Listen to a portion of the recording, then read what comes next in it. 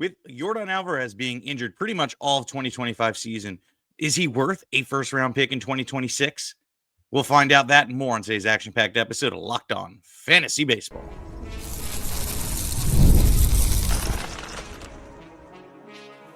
You are Locked On Fantasy Baseball, your daily fantasy baseball podcast. Part of the Locked On Podcast Network, your team every day.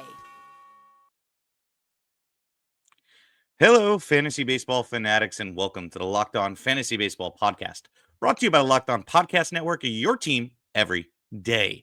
As always, we are your number one source of fantasy baseball knowledge, and thank you for making us your first listen each and every day. I'm your host, Matthew Ane. If you're watching on YouTube, make sure to hit the bell below to subscribe to the channel and give you a notification every time we drop a new episode. And if you're listening on Apple or Spotify or wherever you're getting that audio source, make sure to give us a follow. On top of that, leave us a 5-star rating and a review. It really helps out the show. Today's episode is brought to you by FanDuel. Right now, new customers can just bet $5, and if your bet wins, you'll get $300 in bonus bets to use across the whole app. Download the app today. Happy Halloween, everybody. Hope you're having a good one. I am having a good one over here in Sweden. I'll be making my way to Stockholm as this adventure in Europe continues. But we're bringing you some baseball, and I think we're going to have a good show today. We're going to be talking about some misfit fantasy players and, how do we handle them in 2026, such as like Jordan Alvarez. Altuve, is he still a top 3 second baseman? And Hunter Brown, is he a top 5 starting pitcher this year? You'll find out that and so many other players regarding this team coming up on today's episode. But let's start off with Jordan Alvarez. So Jordan Alvarez obviously missed the whole season, dealing with multiple injuries, and kept him out the whole season. Ankle injury seemed to be the last one.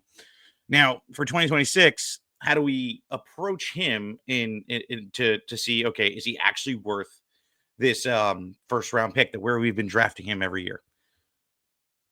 The answer is honestly, yes, he is, but he's not a top 5. Obviously not. He's more like, lower end. So let's just say anywhere from 10 and below, I think is a fair place to take him. It's a matter of preference and, risk versus reward. So ultimately, we've been dealing with Jordan Alvarez for quite some time. And we all know when he's healthy, he's one of the best players in baseball. And when he's not, he truly hurts you every single game. Like this season, you hope to really just get at least 400 and change at bats from him. And you pretty much, get a great season. You look at 2024, for instance, where he played 147 games and, absolutely crushed it for fantasy owners, finishing with 35 home runs and a 308 batting average. You look at 23, where he played 114 games, managed to get 410 at bats, still finished with 31 home runs in that time and batted 293. Look, it's not a matter of if he has the question, it's a matter of if he's going to stay healthy. I think the most games he's ever played in his career was in 2024. But he's at least managed to get at least over 100 games and been averaging, honestly, outside of the last this year in 2023, over 130 plus games. Now, I'll take that any day of the week, as long as he's missing some point in the middle of the season, not the end of the season, and gets me off to a hot start, then I'm okay with Jordan Alvarez. Other than that, you can't really survive with his performances with him only playing 48 games. That's really rough. That's your first round pick. So it's a high risk, high reward. Where do I see him actually going in fantasy drafts in 26? I feel like a lot of fantasy owners are going to be feeling the burn. He might drop into the second, and I'm going to be hopping all over that no matter what you say.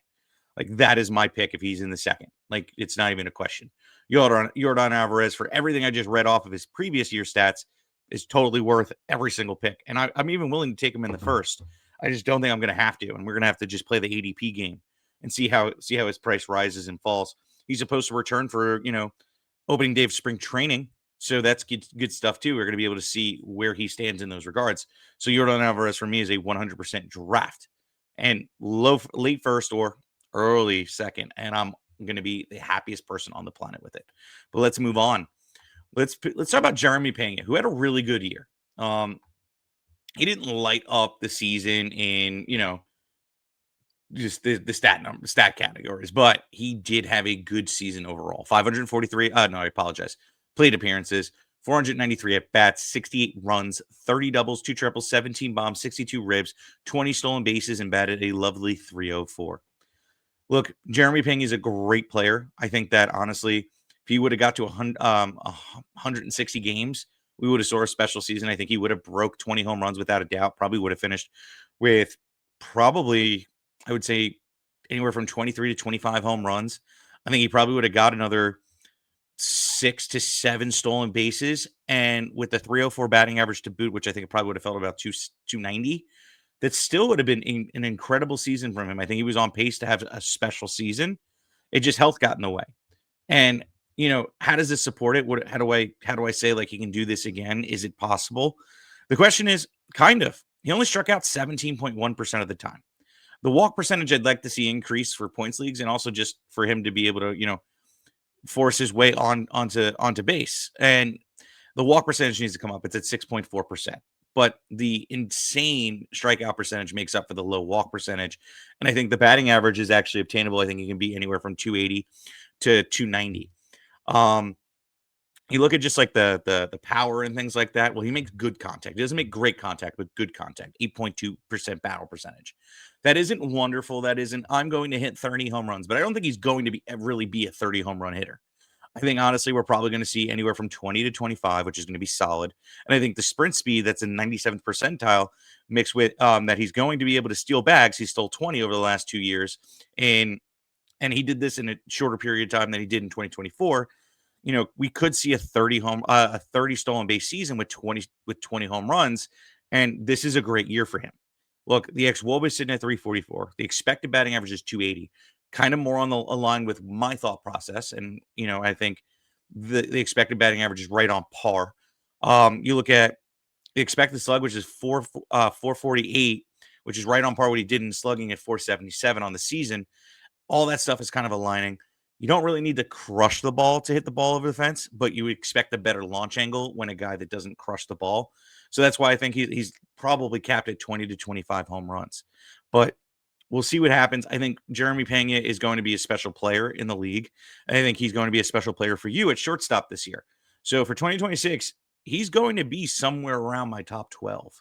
He might be sitting right outside it or in it this year. I think honestly going into this year, before, I pretty much just fell on my head or got hit in the face with a frying pan, I had him in my top 12 and I would have been right too. He finished as a top end shortstop and was on pace to have an even better season than where he finished. So ultimately, Pena, I think, has some negative regression coming in the batting average category, but positive regression in the power, positive regression in stolen bases. And if that team can get it together and just let alone just have Jordan Alvarez play for a full season, the runs will increase and possibly RBI opportunities as well.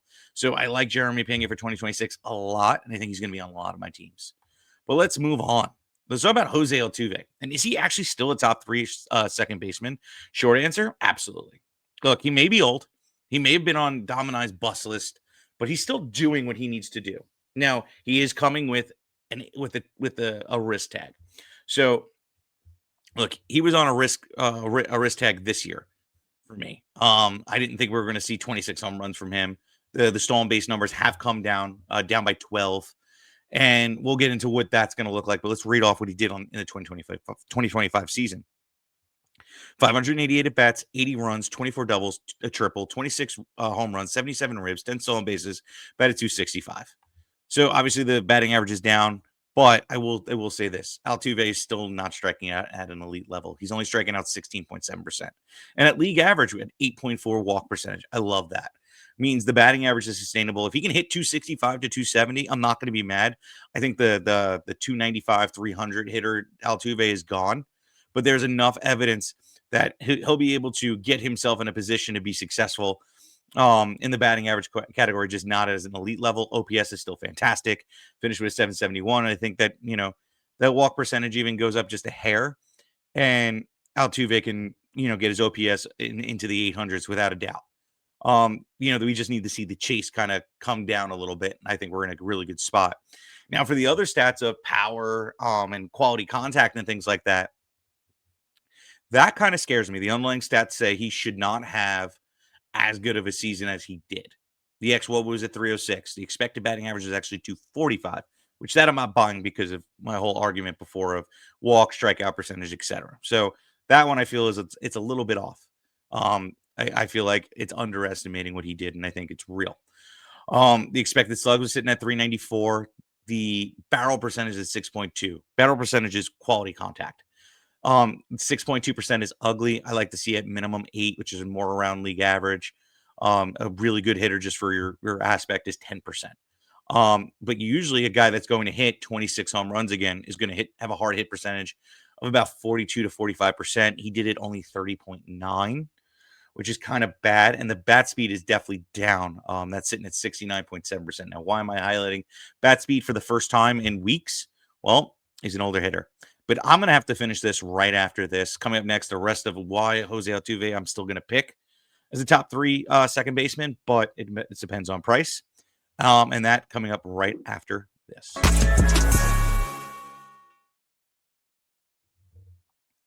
This episode is brought to you by Prize Picks. You make a decision every day, but on Prize Picks, being right can get you paid. Don't miss the excitement of this sports season. Whether you're following NBA, NFL, or both, there's no better time to jump in on the action. If you haven't tried it yet, Prize Picks is the simplest way to play. Just pick more or less than 2 player stats projections, and if you get them right, you win. It takes 60 seconds to make up a lineup, and you can play anywhere. Prize Picks operates, including California, Texas, and Georgia. I've been using Prize Picks during the football Sundays and NBA tip-offs, and it keeps the game exciting. I like picking my favorite players like Mahomes and Steph Curry. I see how my predictions play out. The new stat feature is game changer. You can pick more on Steph points, threes, and assists, and all in the same lineup. Plus, if one player leaves it early in the injury reboots and saves my lineup from a loss. Download the Prize Pick app today. Use the code LOCKEDONMLB to get $50 in lineups after you play your first $5 lineup. That code is LOCKEDONMLB for $50 in lineups after your first $5 lineup. Prize Picks, it's good to be right. And let's get back into it. I was talking about Jose Altuve and, the bat speed and things like that. And, it kind of causes some alarms. We've seen this in times, but, we also said that with Paul Goldschmidt too. And there's just some guys that just kind of like exceed expectations, even though we're seeing a negative trend.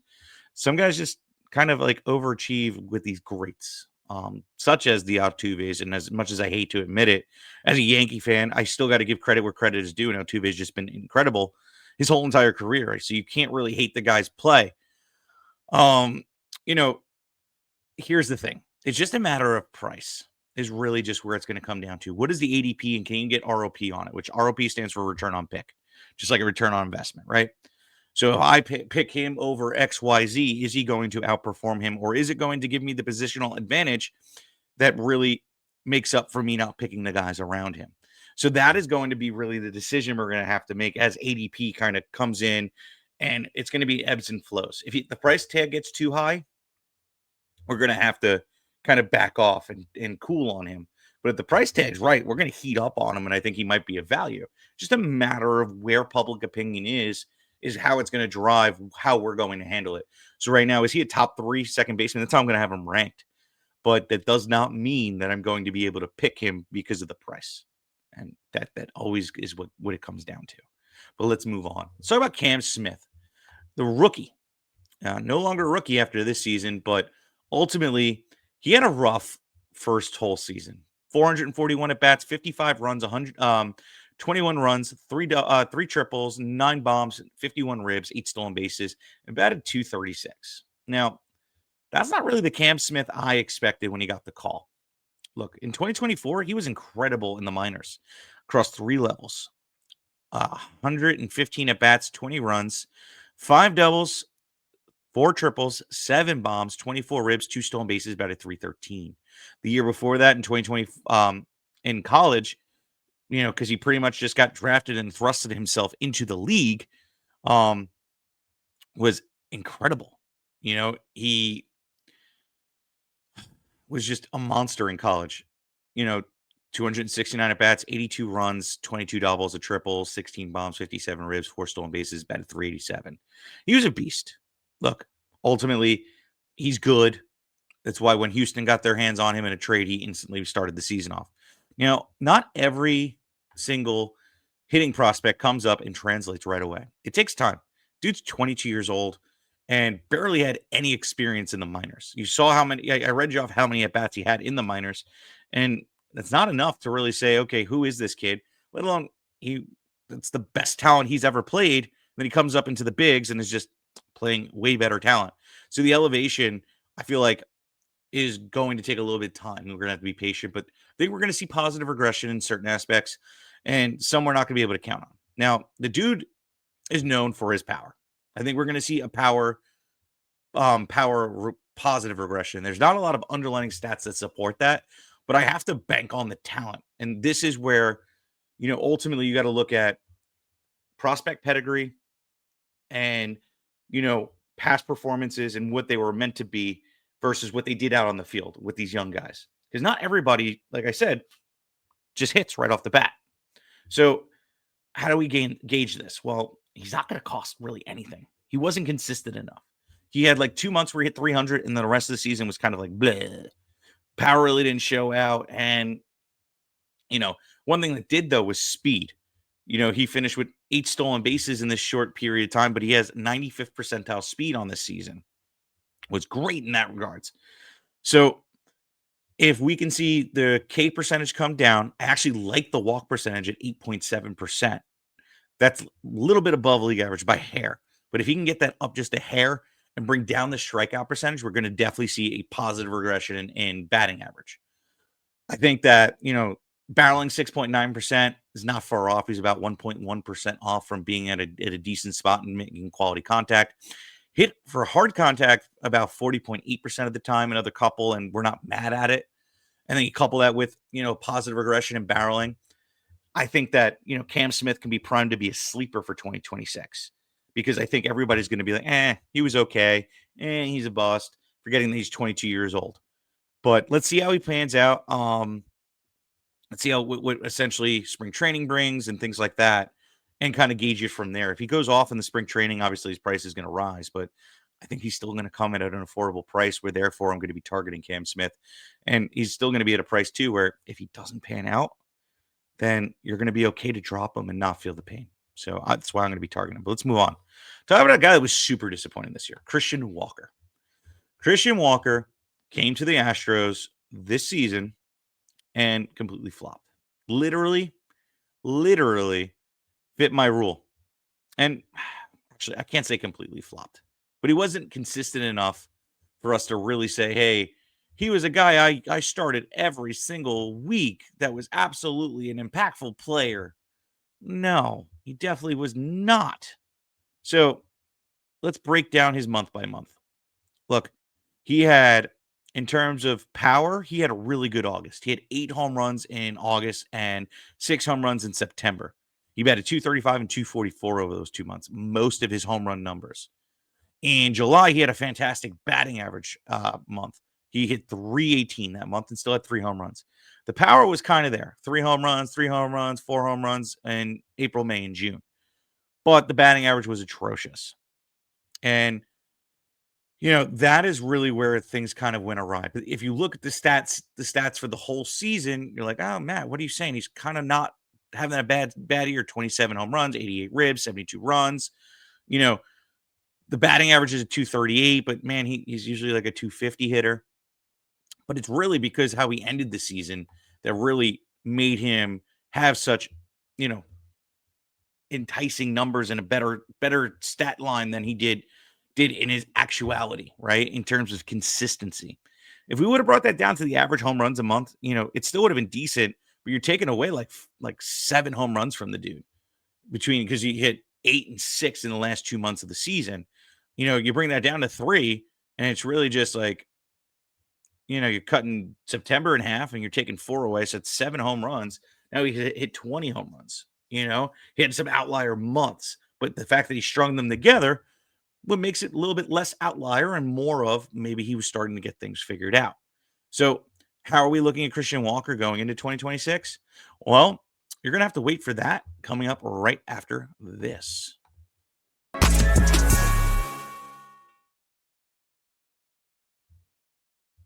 The NFL season is here, and FanDuel has an offer you don't want to miss. Right now, new customers can bet $5 and get $300 in bonus bets if you win. That's right. Pick a bet, put down $5, and if it hits, you'll unlock $300 in bonus bets to use across the app. I love how FanDuel gives me so many ways to play. I build parlays, try player props, and even follow live lines during the games. It makes football even more exciting when you got a little bit more, a little something riding on the action. Whether you're a casual fan or love diving into the stats, FanDuel makes the game day experience so much better. So what are you waiting for? Visit FanDuel.com to download the FanDuel app today and get started. And look, we got to give you a bet to make that $5 count, right? So let's think about it. Let's go with a football bet. Bo Nix being underprojected for this game. Even though Houston has been good in certain at times, I don't think they're going to be able to hold down Bo Nix. It might look ugly for 3 quarters, but then he's just going to light up the fourth like he's been doing for the last couple of weeks. What does that tell me? An anytime touchdown over on the passing yards, and I think a touchdown pass as well. And then honestly, I'm going to mix in, a Cortland Sutton anytime touchdown because that's his favorite target. So why not? FanDuel.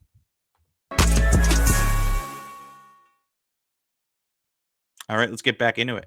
So I was talking about Mr. Christian Walker, and the underlying stats say he should have had the 27 home runs. He just should have been a little bit more consistent because he barreled 12.9%. Now, we can really get in the weeds and we can go, okay, cool. Let me break down what his barrel percentage is in these months versus these months. And I guarantee last 2 months has pretty much drove up his total barrel percentage. But the fact that it came at the end of the season consistently in the last 2 months tells me that we were seeing a positive regression. And we're going to see a trending more towards what he did in 2024. And that tells me that new year, new team, my rule applies. And what does that tell us for 2026? Well, he's going to be a value. Another guy that I think we're going to be able to target. A guy that I think, even though he was not consistent, I think we're going to see consistency this year.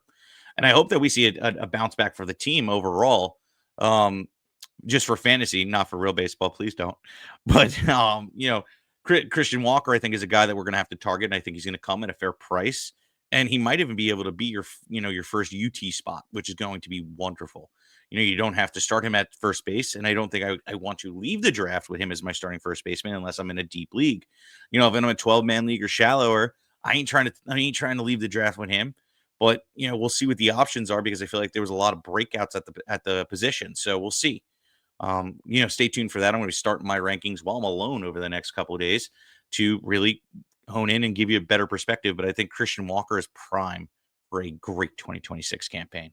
Let's move on. Let's talk about some pitchers. Let's talk about Hunter Brown, who is absolutely spectacular. This is the Hunter Brown that we've been waiting for. And, 26 years old and finally has this incredible breakout season, finishes with sub-3 ERA at 2.43, 185 strikeouts, 206 strikeouts. Phenomenal. And had a whip of 102. Now, the FIP, which is fielding independent pitching, which is like if you have an average defense behind you, it's a 3.14, still amazing season. Best ERA posted. That's still better than his career number in ERA category. So there was a lot of positive regression. Now, what led to the success? Is it repeatable? Well, he had phenomenal movement on all his pitches. That's for starters. You look at his expected ERA, supports more of the FIP at 3.11. Definitely better than what the FIP is, but not much better. He really suppressed hard contact.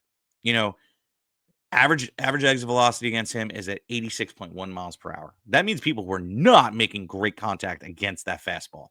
On top of that, he was getting guys to chase 29.4% of the time, which led to whiffs at 27.8% of the time, which led him to striking out guys 28.3% of the time.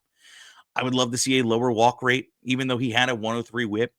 The 7.8 walk percentage is not good. I'd like to see that lower. Like to see that more closer to 7, maybe even sub 7 at like 6 and change.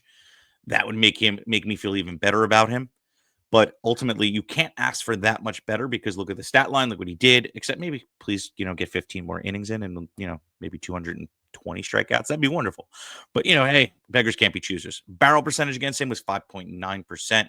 Just perspective. So when we're talking about a hitter, having good barrel percentage, it's like 8%. 9%, 10%. 10% is you're doing very well. literally almost half that. And that means nobody's making quality contact.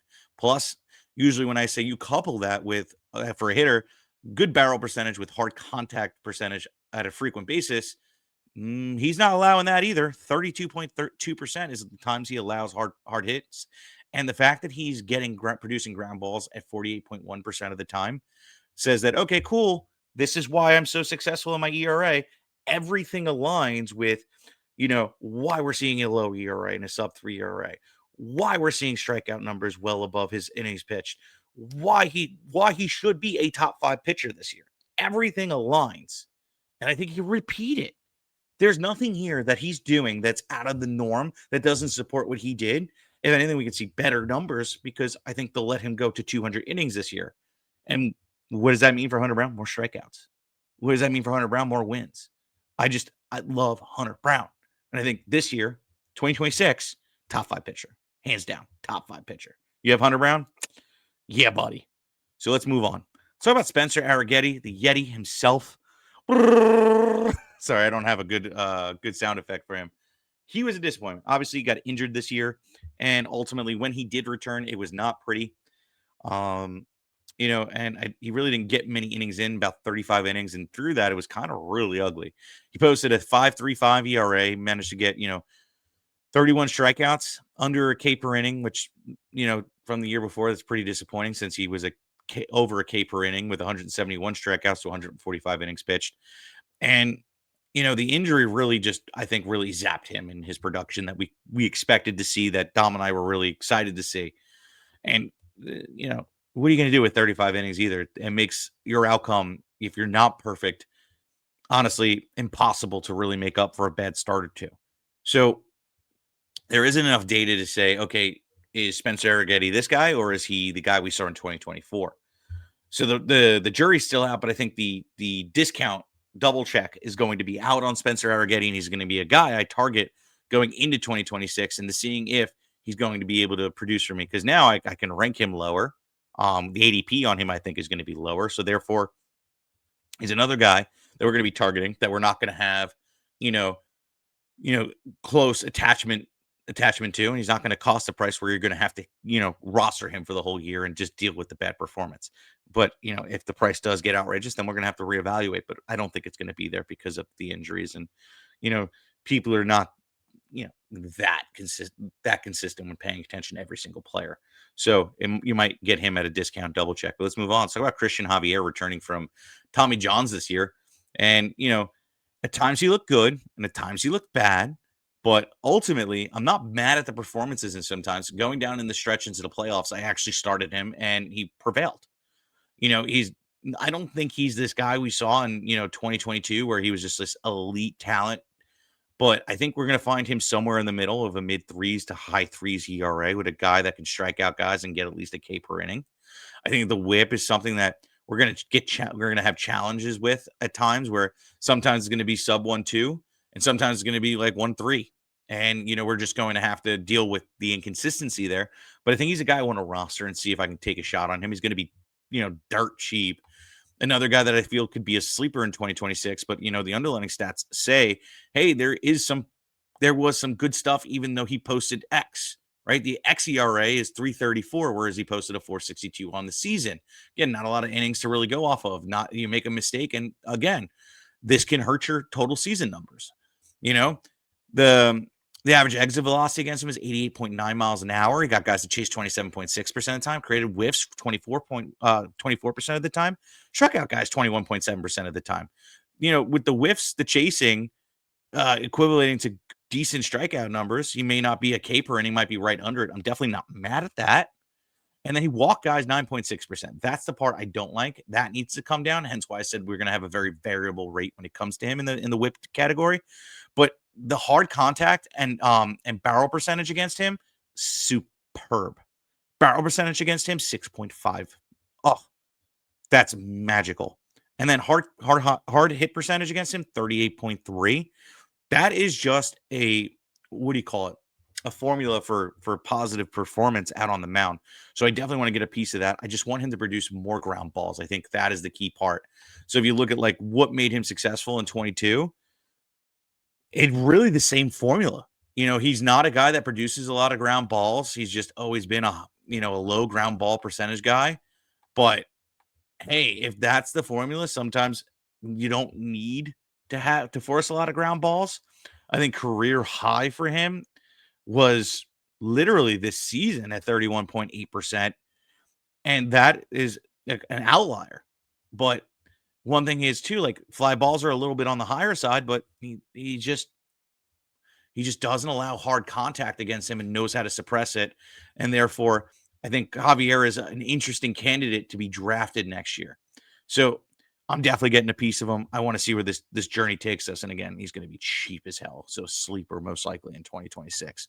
But that's all for today, guys. So please like, subscribe, comment, rate, review, do everything you can to share this show because I truly love bringing it to you each and every day. And thank you for making Locked On Fantasy Baseball your first listen each and every day. For your second listen, check out our friends over at the new Locked On MLB Game Night. Every game, every night, all season long. Get your local analysis on a national scale. Find MLB Game Night on Locked On MLB on YouTube or wherever you listen to your podcast. Peace out.